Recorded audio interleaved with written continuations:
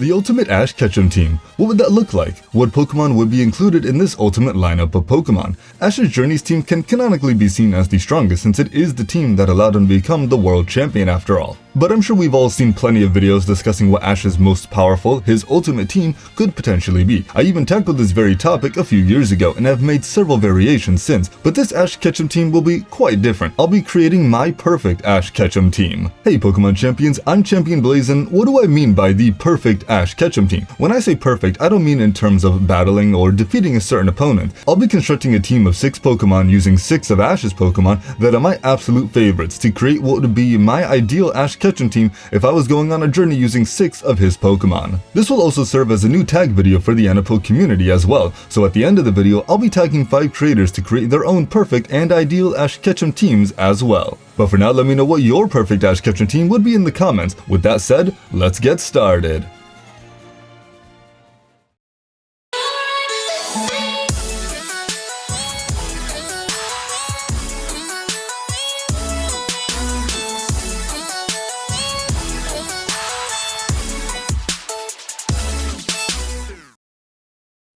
So when creating my perfect Ash Ketchum team, it's actually a bit harder than you might think. Now you could say it's as easy as choosing my 6 favorite Ash Ketchum Pokemon, but that's the thing. Ash has a ton of Pokemon to choose from, and I've never had to narrow down which ones are my favorites up until now. So while each team is obviously going to be personalized to each person who chooses to do this, I have set up a few loose parameters to help me build this team, or at least a few things to keep in mind. What is this Pokemon's personality like? Are they super energetic, very serious, a born leader? What makes them stand out? How attached am I to this Pokemon? Was I deeply invested in this Pokemon's development? Did I get personally and emotionally connected to this Pokemon? Only 1 or 2 starters. This is to let some of Ash's other Pokemon shine and not just make the team consist of 3 or 4 starter Pokemon. Well-balanced team and type diversity. This isn't highly important, but if I were to be battling with this team, then having some type diversity and coverage would be excellent. What are my overall opinions? Simple, just how I feel about these Pokemon in general.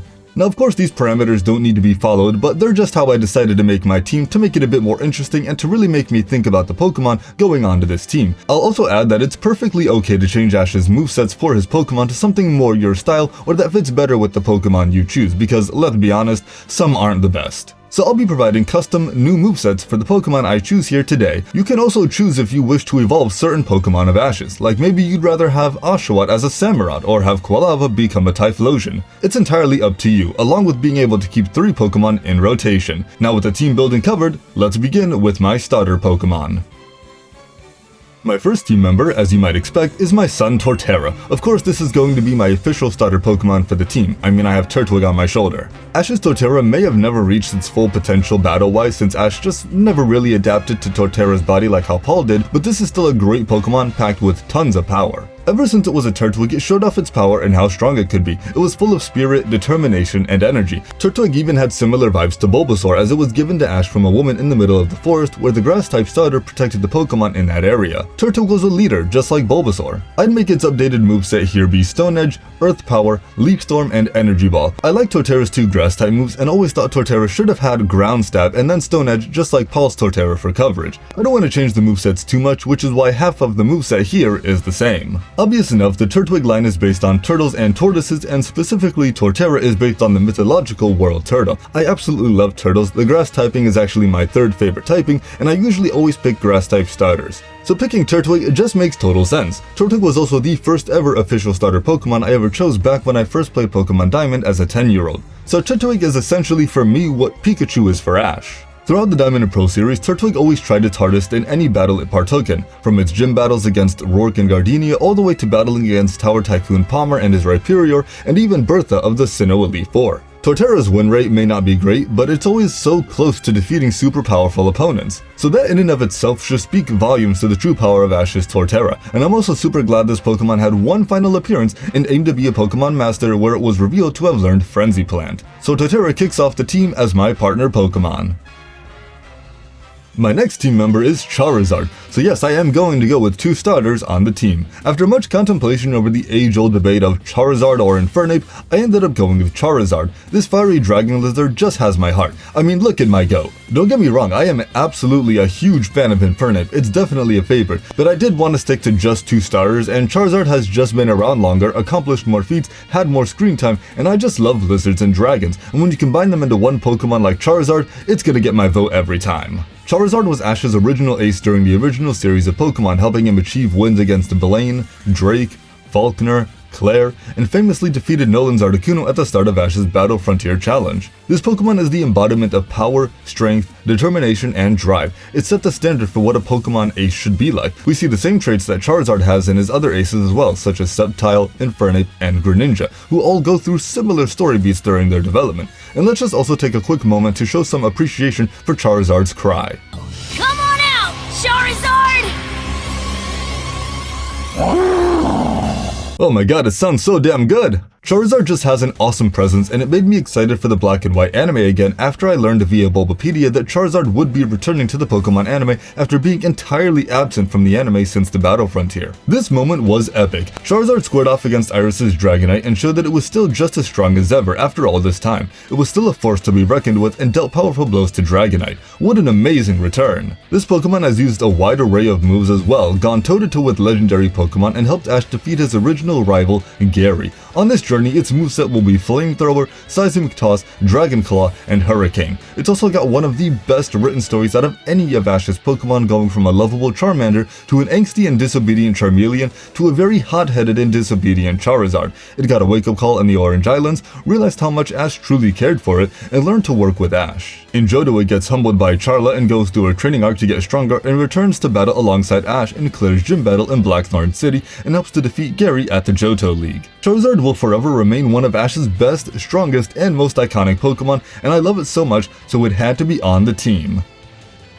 To complete my Fire Water Grass core, I'll be adding Bye to the team. Very few of Ash's water types can compare to Buizel, the only ones being top contenders being the likes of Squirtle, Corphish, and Greninja. Buizel is a true warrior with one of the best fighting spirits among all of Ash's Pokemon. Buizel was even wrecking Ash and Dawn's Pokemon before he got caught by Dawn. Eventually he was traded to Ash since contests weren't really Buizel's thing. Out of all of Ash's unevolved Pokemon, Buizel is absolutely one of the best, and at least in the top 5 up there with Squirtle and Bulbasaur. On this team, I'd have its moveset be Aqua Jet, Ice Punch, Focus Punch, and Water Pulse. Buizel has so much heart and passion and a never give up attitude. Buizel had this tough guy persona, but also a soft side that cared about his friends too. But get on Buizel's bad side like Team Rocket and he will absolutely wreck your day. This Pokemon is the definition of resilience, just like Infernape, and that's put on full display during Buizel's debut gym battle against Maylene and her Lucario. It's really crazy how Buizel's debut gym battle has become one of the best gym battles in all of Pokemon. Buizel's battling style is also filled to the brim with tons of powerful strategies, such as spinning and using Aqua Jet, the patented Ice Aqua Jet technique, using a water counter shield, having coverage with Ice Punch, using its flotation sac to get out of a tight situation, even its Swift Swim ability. This Pokemon is so fiery for a water type and is a true badass. One more Sinnoh Pokemon will be joining my roster, and that's Gliscor. Absolutely a top tier Ash Ketchum Pokemon, and if you know me, then you know how much I love this Pokemon. I put it on my team for my Wants to Journey tag video, I recently battled with it in my PWC video, it's a member on my Team Sky video, and it's even in my channel banner. Ash's Gliscor was just full of personality and probably my favorite team member on his Sinnoh team right behind Infernape. That's probably weird to hear me say considering Torterra is on the team and Infernape isn't.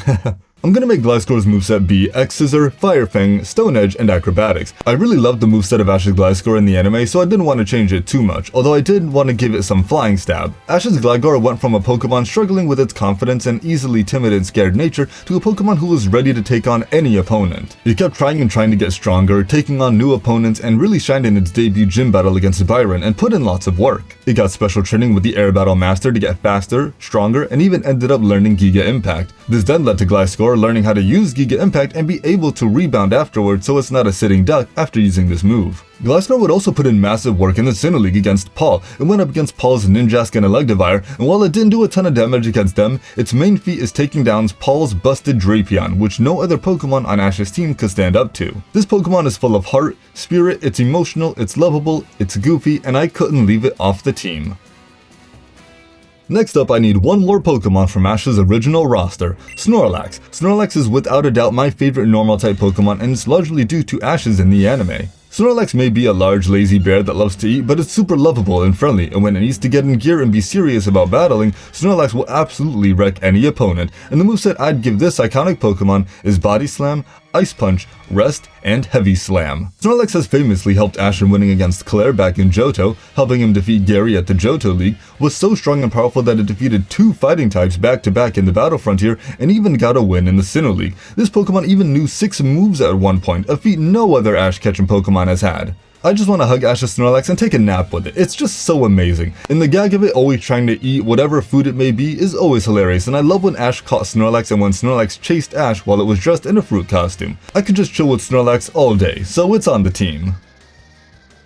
Now before we get to my final Pokemon on this team, I'd like to mention the 3 Pokemon I'll be keeping in rotation, and they are Gengar, Gible, and Lycanroc. Gengar's moveset will be Dazzling Gleam, Shadow Ball, Sludge Bomb, and Ice Punch. Gible's moveset will be Scorching Sands, Draco Meteor, Dragon Pulse, and Metal Claw, and Lycanroc's moveset will be Accelerock, Stone Edge, Counter, and Thunderfang. Each of these Pokemon really stands out in their own unique way. Gengar follows the trope of being abandoned by its previous owner and thus has a problem getting too close to humans again. And in Pokemon Journeys, it was essentially his stand-in fire type since it shares the same backstory as Charizard, Infernape, and Pignite. Gengar even quickly bonds with Ash's fire types at Oak's lab, and they help it learn Will-O-Wisp as well. Gengar started out pretty mischievous as a typical ghost type, but as we got to know it, we found that it just wanted friends and had a pretty goofy and funny side to it. Gengar is even capable of Gigantamaxing as well and is incredibly powerful.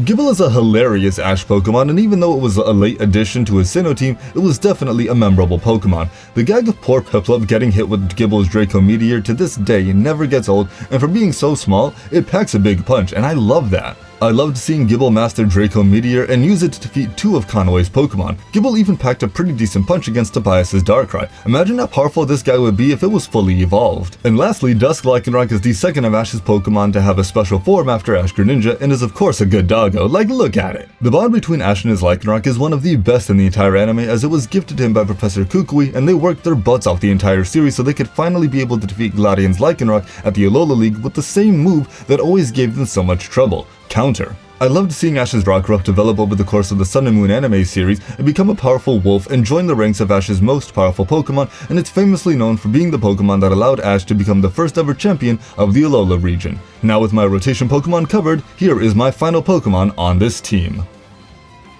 The final Pokemon joining my Perfect Ash Ketchum team comes from Kalos, being Hawlucha. You probably thought I'd say Greninja, huh? Don't get me wrong, I'm a huge Greninja fan, and there's no denying that. But like I said earlier, I didn't want to have half my team just be starter Pokemon, and when analyzing which Pokemon I actually wanted on this team and which personalities I truly enjoyed the most among Ash's Pokemon, I came to realize how much I love Ash's Hawlucha. Just like Pokemon like Buizel, Gliscor, and Infernape, Hawlucha has a resilient battling spirit and a fiery battling style. I love its passion to get stronger, I love its energy and flair. Its debut episode and Ash catching this Pokemon were absolutely amazing to see, and I love how Ash helped Hawlucha to make his flying press attack more effective. Any battle Hawlucha is a part of is always so damn cool, yes, even this one, even if it doesn't make sense. Hawlucha's battle were always full of heat and action and intensity. This Pokemon is also based on luchadors from Mexican culture, and I think this adds even more flavor, diversity, and personality to the team overall. Its moveset here would be X-Scissor, Flying Press, Drain Punch, and Poison Jab. Notable battles I love seeing Hawlucha in are Ash vs Karina,